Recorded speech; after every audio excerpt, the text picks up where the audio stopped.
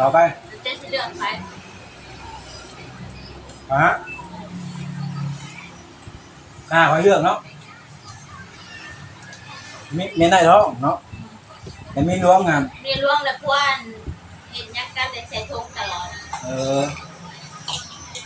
ขั้นคอยเลือกนะคอยเลือกกันครูชีวิตดีกว่าครูชีวิตเขาเลือกเมียหน่อยอาจจะไปเห็นเขาถอมดิไปเห็ดกระทอกจะไปเห็นเขาถอมจะบันนี้จะบันนี้แต่บันนี้แต่วันนี้เมียร่วงให้หักพี่ชอบเมียน้อยให้หักพี่ชอบเมียน้อยหักพี่ชอบไปก้นท้องต้องไปเห็นเมียน้อยท้อง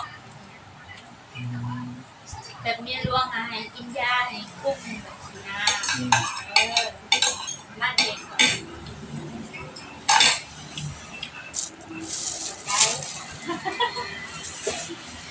ทางง่ายพี่น้องเมียล้วงกับผัวเวลาเห็ดนั่งกันใส่ถุงยางแล้วเมียน้อยกับผัวแล้วผัวน่ะไปเห็นเมียน้อยท้องเดี๋ยวมีล้วงก็ไม่ได้ท้องนะแต่ว่าเมียน้อยท้องแล้วอยากถามทุกคนนะทุกคนจะเลือกไปแล้วเลือกเมียล้วงหรือว่าเมียน้อยให้คำตอบเด้อแต่สำหรับข่อยนะแล้วก็จะเจ้าตอบก่อนว่าเจ้าจะเลือกใคร